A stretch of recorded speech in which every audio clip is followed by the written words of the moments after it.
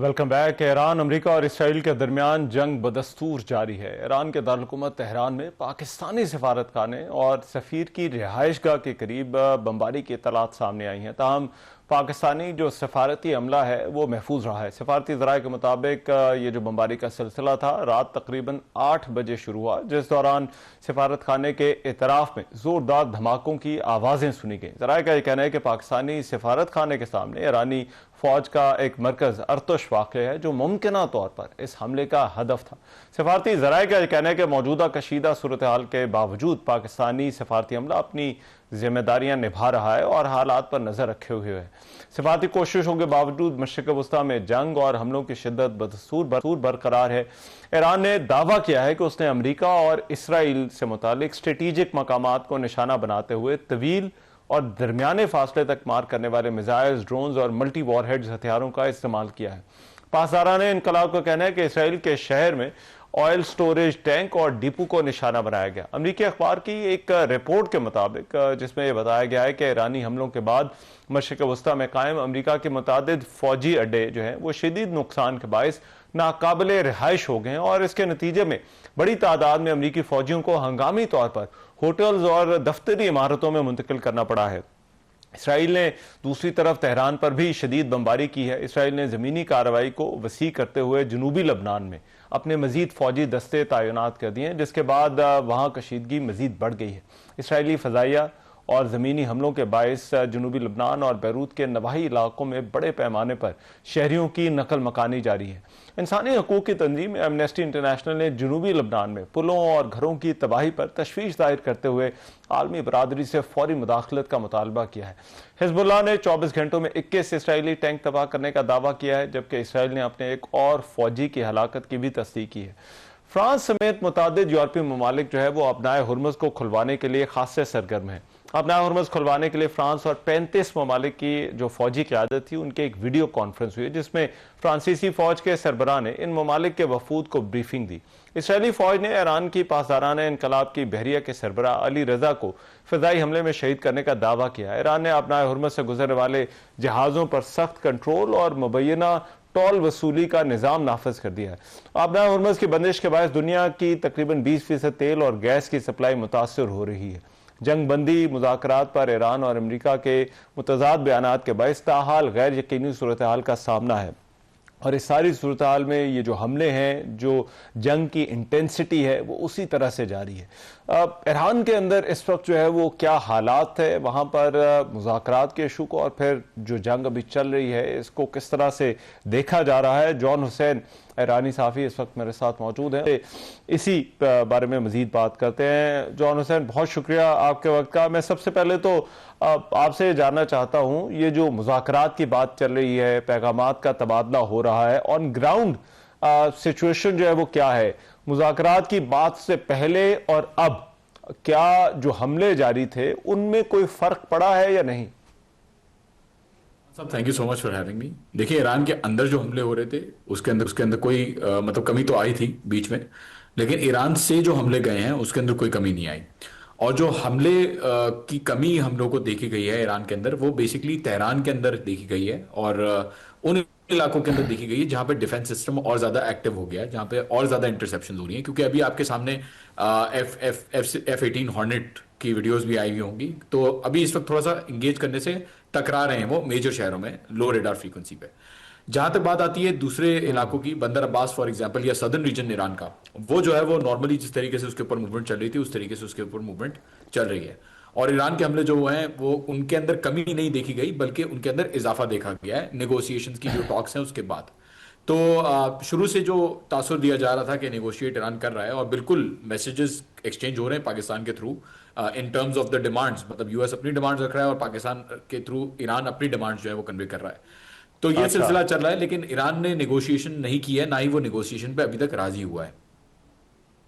ठीक है, लेकिन ये जो निगोशिएशंस की बात है या मुज़ाकरात की और जो पैगामात की बात हो रही है, I just want to get a feel कि ईरान में जो ईरानी क़यादत है वो इस सारे मामले को जो है वो किस तरह से जो देख रही है और तवक्कुआत जो है वो क्या हैं? देखिए, कालीबाग साहब का स्टेटमेंट तो आपके सामने है निगोशिएशंस के हवाले से और बातों के हवाले से कि डोनाल्ड ट्रंप जो कह रहा था हमारी बात चली, we are having very good talks with them. उसका रिस्पांस आपने खुद ही देख लिया है, अरागची साहब का भी आपने रिस्पांस देख लिया है। और जो स्टेटमेंट आया प्रेस टीवी की तरफ से जो पब्लिश हुआ, उस स्टेटमेंट के पब्लिश होने से 2 घंटे पहले वो स्टेटमेंट की डिटेल्स मैंने लगा दी थी ऑन माय ट्विटर अकाउंट। मैंने बता दिया था कि ये स्टेटमेंट आने वाला है और ये चीजें उसके अंदर हैं। जिस ऑफिशियल ने ये स्टेटमेंट दिया है उस ऑफिशियल ने और भी बातें की हैं।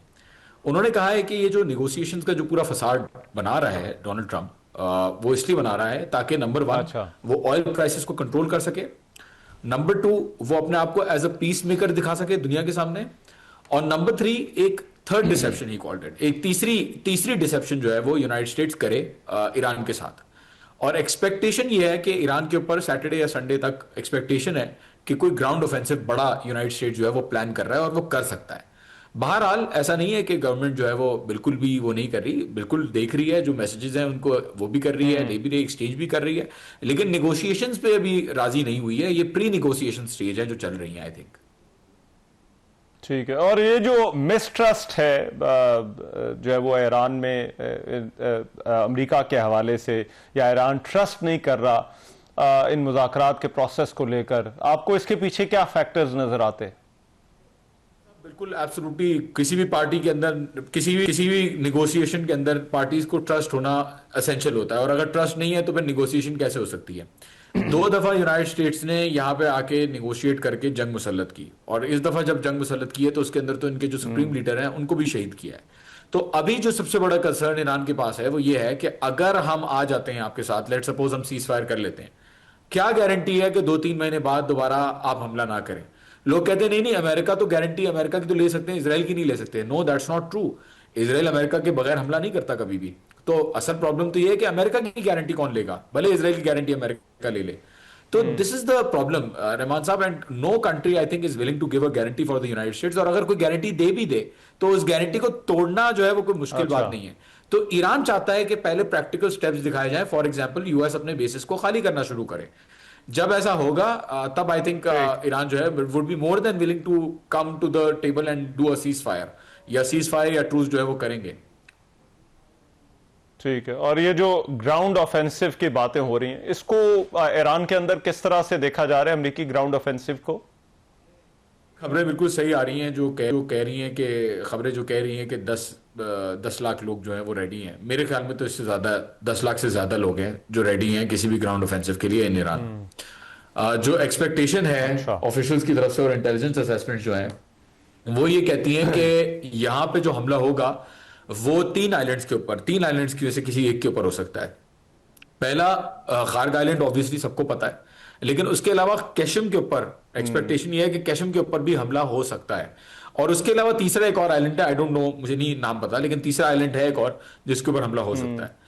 तैयारी के हवाले से ईरान ने यहाँ पे जो तैयारी की हुई है उसमें तो जाहिर नजर आ रहा है कि they have been armed to the teeth. जो लोग रहते हैं उन आइलैंड्स के ऊपर उनको तो असला दिया हुआ है, लेकिन एडिशनल डिप्लॉयमेंट्स भी जो है वो ईरान कर रहा है उन आइलैंड्स के ऊपर। And at the same time Rahman साहब, कहा यह जा रहा है कि अगर अमेरिका लेट सपोज आ जाता है और कब्जा भी कर लेता है, लेट सपोज खार्ग के ऊपर कब्जा कर लेता है अमेरिका, तो Iran will not hesitate in launching rockets at its own island. Iran जो है, अगर उसके लोग वहां पे शहीद हो जाते हैं पहले ही अमेरिका की तरफ से, तो अमेरिका अगर कब्जा कर लेता है तो ईरान अपने भी आइलैंड के ऊपर मिसाइलें दागने से रुकेगा नहीं। This is the sentiment that people have here.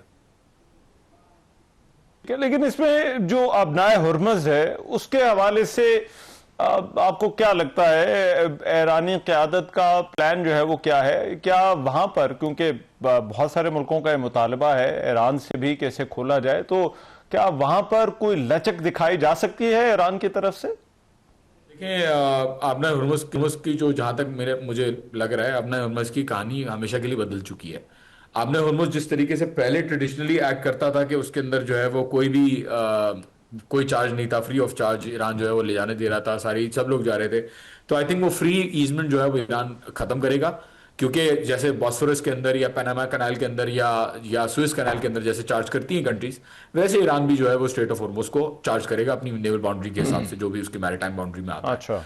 दूसरी बात यह है कि अभी इस वक्त जो सेटअप नजर आ रहा है वो 3 लेयर्स में नजर आ रहा है, 3 टियर्स में नजर आ रहा है। एक वो हैं जिनके लिए एक्सेस बिल्कुल बंद है। Those are the United States, Israel और उनके जो डायरेक्ट एलाइज हैं जो इस जंग में उनको डायरेक्टली सपोर्ट कर रहे हैं। उनका कार्गो या उनका जो है वेसल वो नहीं ले जाने दिया जा रहा। दूसरे टियर में वो मुल्क आते हैं जो फॉर एग्जांपल जापान है, फ्रांस है, जर्मनी है। फ्रांस तो नहीं अब उसमें रहा बारह, लेकिन जर्मनी है। जो वो मुल्क आते हैं जो यूनाइटेड स्टेट्स के एलाइज तो देखे जाते हैं, लेकिन साथ साथ वो ईरान के साथ निगोशिएट भी कर रहे हैं। उनसे ईरान चार्ज करता है और युआन में पेमेंट्स देता है अकॉर्डिंग टू डिफरेंट रिपोर्ट्स।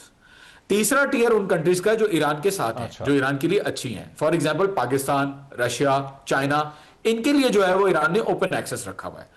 तो we see this 3 tier system, और हो सकता है आगे जाके जो अरेंजमेंट बने उसके अंदर हमें यही नजर आएगा। जो कंट्रीज ईरान के साथ फेवरेबल है उनको फ्री एक्सेस दिया जाएगा, और जो कंट्रीज ईरान के अगेंस्ट है उनके साथ चार्ज एक्सेस जो है वो दिया जाएगा आगे जाके। ठीक, और राइट। और जब अब 27-28 दिन गुजर चुके हैं इस जंग को, मैं आपसे जानना चाहता हूं कि एक आम आदमी के हालात इस वक्त ईरान में जो है वो क्या है, जो डे टू डे लाइफ है उसके हवाले से एक ओवरऑल मुझे बताइए इस वक्त एक आम आदमी के हालात इस जंग से लेकर अब तक जो है वो क्या है ईरान के अंदर। जमान साहब, आम आदमी की जिंदगी सरप्राइजिंगली बिल्कुल वैसी की वैसी है जैसे पहले थी। बस उसके अंदर आप बॉम्ब की आवाजें और उसके अंदर थोड़ा सा फियर, मेरे लिए तो फियर है क्योंकि जाहिर है मैं एक आम आदमी हूँ, ईरानियों का मुझे नहीं पता, लेकिन मेरे लिए जिंदगी नॉर्मल है। ऑफिस खुले हुए, रेस्टोरेंट्स खुले हुए, बैंक्स खुले हुए, और बस ये है कि बॉम्ब्स की आवाजें आती हैं और कहीं जो है वो अल्लाह ना करे खदशा रहता है कि कहीं बॉम्ब जो है वो गिर जाए। लेकिन बाकी सारी चीजें, इनफैक्ट आई थिंक स्टोर्स पे अगर आप देखें तो नीड बेस्ड आइटम्स के ऊपर डिस्काउंट लगा हुआ है, दूध, अंडे, इन सब चीजों के ऊपर। ओवर सप्लाई ऑफ रिसोर्सेज है, बैंक्स के ऊपर जो है वो रश नहीं है, इन्फ्लेशन कंट्रोल्ड है, तेल एक रियाल भी नहीं बढ़ा यहाँ पे लोगों के लिए। तो सिचुएशन जो है वो बिल्कुल नॉर्मल है जैसी थी। और मैं ये नहीं कह रहा, सिर्फ आप CNN की रिपोर्ट्स देख लें और स्काई न्यूज की रिपोर्ट्स देख लें जो यहाँ आके गए हैं, और यहाँ CNN का फ्रेड भी जो है वो रहता है। तो they all think that everything is normal, and I my self मैं भी यही देखता हूँ कि हर चीज जो है वो नॉर्मल है।